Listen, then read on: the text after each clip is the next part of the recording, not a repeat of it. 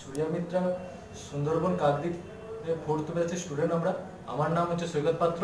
আমার নাম রফিক আহমেদ। আমার নাম ঝন্টু কুমার বাড়ুই। তো আমরা এই চারজন মিলে ছোট্ট একটা প্রজেক্ট করেছি। এই প্রজেক্টের নাম হচ্ছে সোলার ফটোভোল্টিক সেল। তো এই সোলার ফটোভোল্টিক শিপে আমাদের কিছু ইকুইপমেন্ট লেগেছে, সেগুলো হলো থার্মোকল, 6 ভোল্টের panel, DC motor, 2-way switch, एक रेजिस्टेंस,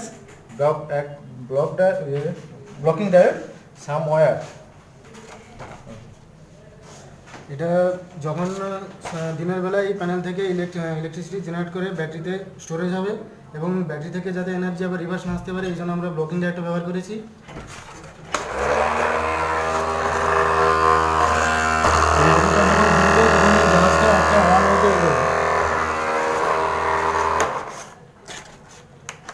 এবং রাত্রিবেলায় এভাবে আলো জ্বলবে।